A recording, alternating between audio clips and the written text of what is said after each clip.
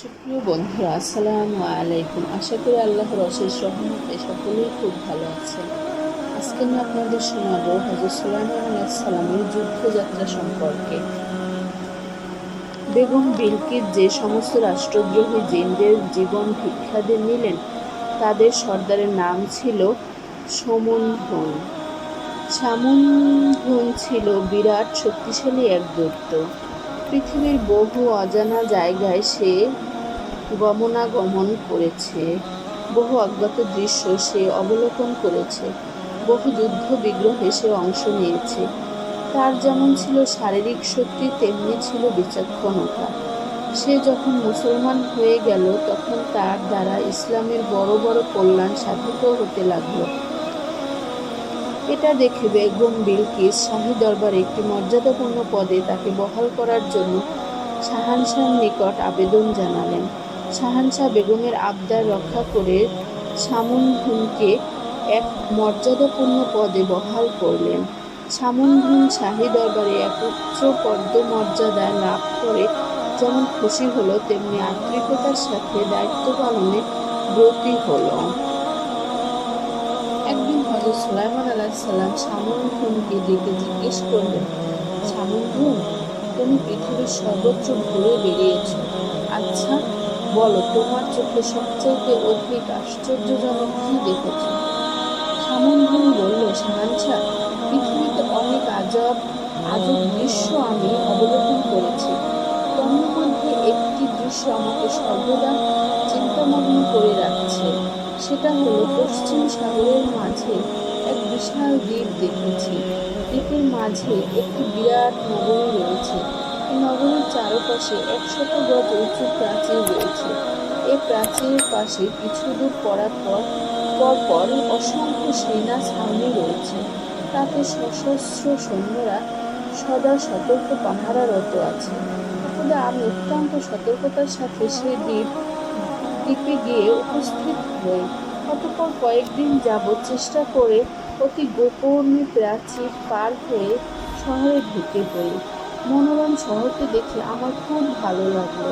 আমি ধীরে ধীরে শহরের অভ্যন্তরে প্রবেশ করি।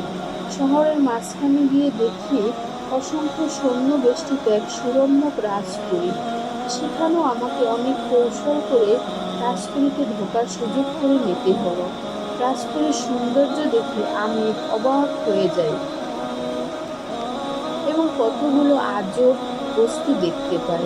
প্রথমে রাজপুরীতে ঢোকার প্রধান ফটকের উপরে রয়েছে দুটি মিনার। দুটি মিনারের উপর মরমর পাথরের দুটি বাঘের মূর্তির মাঝখানে রয়েছে প্রকাণ্ড একটি মানব মূর্তি। সেটি সম্পূর্ণ স্থির হয়ে রয়েছে। এছাড়া আরও অনেক মূর্তি আশেপাশে তৈরি করে রাখা হয়েছে। রাজপুরীর অভ্যন্তরে পৌঁছে দেখলাম চক্রাকার বিশাল মহল।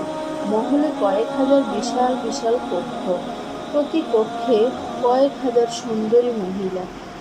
মহলের মাঝখানে রয়েছে এক সৌন্দর্যমণ্ডিত সিংহাসন। সেই সিংহাসনের উপবিষ্টা রয়েছে একজন অপরূপা মহিলা। তার পাশে বসা রয়েছে চাঁদের ন্যায় উজ্জ্বল মুখের এক যুবতী। আমি দীর্ঘ সময় ধরে সবকিছু দর্শন করলাম। পরে বাইরে বের হয়ে এক পরীর সাথে আলাপ জমিয়ে দিলাম। দীর্ঘ আলাপের পরে তার সাথে আমার ভাব জমে গেল। কয়েকদিন তার সাথে সময় কাটিয়ে পরম আনন্দ লাভ করলাম। তারপরে আমি পরীর নিকট কিছু তথ্য অবগত হতে চাইলাম। পরী আমাকে বলল, তুমি এখানে কোনো খবর রাখো না, তবে কি তুমি বিদেশী? আমি বললাম, হ্যাঁ, আমি এক বিদেশি দৈত্য। আমার দেশে হযরত সুলাইমান আলাইহিস সালাম বাদশার রাজ্যের অন্তর্গত। সুলাইমান আলাইহিস সালাম সম্বন্ধে সে পরী কিছুই জানেন না। তাই সে জিজ্ঞেস করলো, আমাদের এই রাজ্য ছাড়া পৃথিবীতে আরও রাজ্য আছে? সামুনহুন বলল, তোমাদের রাজ্য হযরত সুলাইমান আলাইহিস সালামের রাজ্যের তুলনায় অতি ক্ষুদ্র। এ ধরনের কয়েক হাজার রাজ্যের বাদশাহ হলেন হযরত সুলাইমান আলাইহিস সালাম। যদি কোনো দিন সুযোগ হয়, তবে তোমাকে নিয়ে আমি সে রাজ্য যাব। এখন তোমার এই রাজমহলের কিছু তথ্য বলো। এখানে ইসরায়েলের বাদশাকে মিনারের উপর বাঘের মূর্তি নড়াচড়া করছে কেন, এবং মানব মূর্তিগুলো কি জন্য তৈরি করা হয়েছে? পরি তখন বলতে আরম্ভ করল, তুমি যে শহরে এসে পৌঁছেছ, এই শহরের নামই সাইদুন। এটা জিনদের রাজ্য। যে মহিলাকে সিংহাসনে উপবিষ্ট দেখছ, তিনি হলেন আমাদের বাদশার বেগম। বাদশার অনুপস্থিতিতে তিনি রাজ সিংহাসনে বসেন এবং রাজ্য পরিচালনা করেন। সে যুবতীকে তার পাশে উপবিষ্ট দেখেছ, সে হলো আমাদের বাদশার শাহজাদি। প্রধান ফটকে যে সমস্ত ছোট ছোট মূর্তি দেখছ, তারা হলো সতর্ককারী মূর্তি।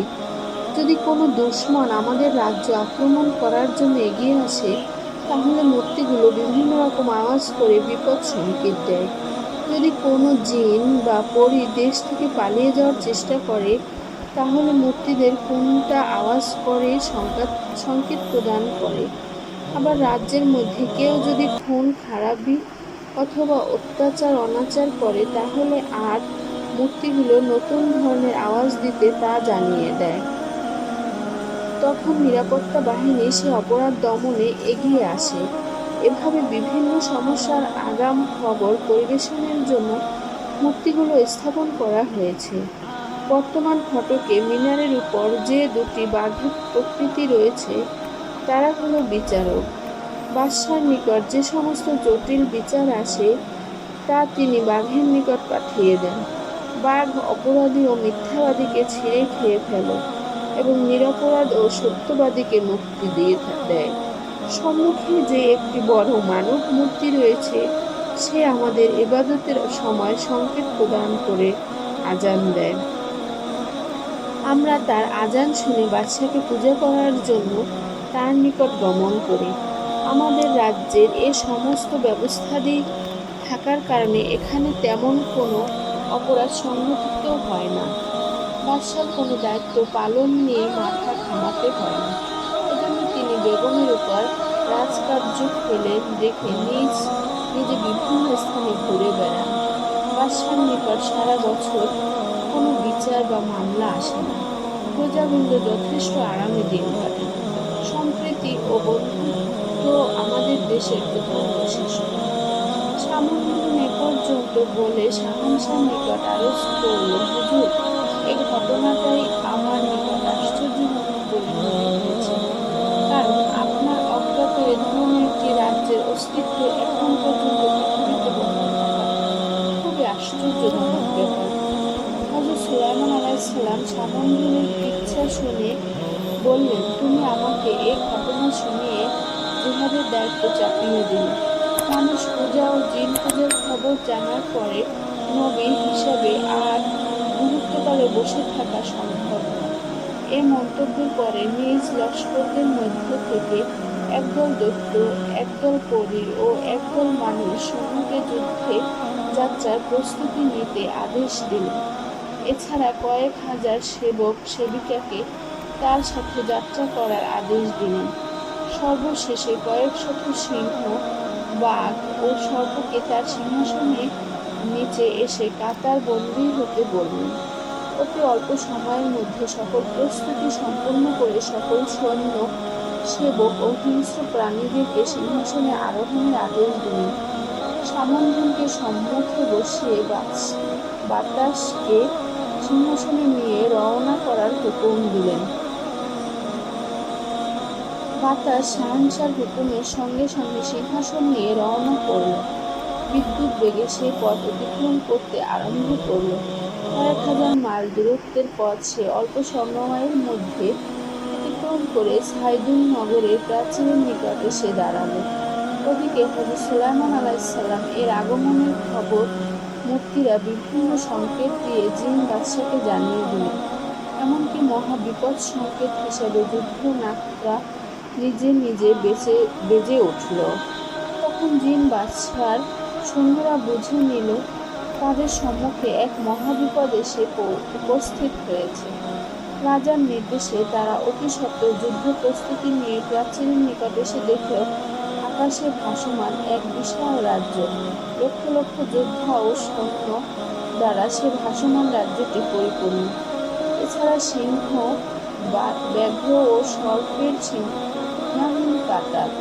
নতুন ধরনের প্রস্তুতি নিয়ে কে তাদেরকে আক্রমণ করতে আসলো? জিন সৈন্যরা তা কিছুই বুঝে উঠতে পারল না। তবে শত্রুর আয়োজন দেখে খুব ভীত হয়ে পড়ল। তারা তখন জিন বাদশাকে খবর দিল। জিন বাদশা পরাক্রমশালী শত্রুর খবর শুনে রাজ্যের সকল জিন পরি এনে উন্মুক্ত ময়দানে জমায়েত করল এবং নিজে যুদ্ধ পরিচালক হিসাবে সম্মুখে এগিয়ে এলো। হযরত সুলাইমান আলাইহিসসালাম প্রথমে দুর্বল সৈন্য পরিদেরকে যুদ্ধক্ষেত্রে অগ্রসর হতে আদেশ দিলেন। দীর্ঘ সময় উভয় পক্ষের যুদ্ধ হলো, কিন্তু হযরত সুলাইমান আলাইহিসসালাম এর যোদ্ধা পরীরা বিজয় লাভ করতে সক্ষম হল না। তখন তিনি দৈত্যদেরকে পাঠিয়ে দিলেন। এবার যুদ্ধের অবস্থা কিছুটা ভালো দেখা গেল। হঠাৎ দৈত্যদের সেনাপতি নিহত হল। তখন বাকি দৈত্যরা ময়দান ছেড়ে পলায়ন করল। শেষবারে হযরত সুলাইমান আলাইহিসসালাম মানব সৈন্যকে ময়দানে প্রেরণ করলেন। এবার জিন বাদশার সৈন্যদেরকে সমূলে বিনাশ করে দিল। তখন জিনের বাদশা হযরত সুলাইমান আলাইহিসসালামকে মল্লযুদ্ধে অংশ নেবার জন্য আহ্বান জানালো। সুলাইমান আলাইহিসসালাম তখন বাতাসকে নির্দেশ দিলেন। বাতাস ময়দানের বালু উড়িয়ে বাদশা ও তার সঙ্গীদেরকে অন্ধ করে দিল। হযরত সুলাইমান আলাইহিসসালাম সে সময় সিংহ ছেড়ে দিলেন। তারা বাদশা ও তার সঙ্গীদেরকে অন্ধ অবস্থায় পেয়ে কামড়ে ছিঁড়ে আহার সম্পন্ন করল। বাকি প্রায় 20,000 জিন, পরী, দৈত্য ও দেও এসে হযরত সুলাইমান আলাইহিসসালামের নিকট আত্মসমর্পণ করল। এদের মধ্যে বাদশার কন্যা শাহজাদিও ছিল। হযরত সুলাইমান আলাইহিসসালাম তখন সকল আত্মসমর্পণকারীদেরকে দাস-দাসীর অন্তর্ভুক্ত করে নিলেন এবং শাহজাদিকে বিবাহ করে নিলেন, আর সামন্ধনকে তার প্রণয়ানী পরীর সাথে শাদী করিয়ে দিতে আদেশ দিলেন। বন্ধুরা, আমার ভিডিওটি আজ এ পর্যন্তই। সবাই শুনবেন, ইনশাল্লাহ সবার ভালো লাগবে।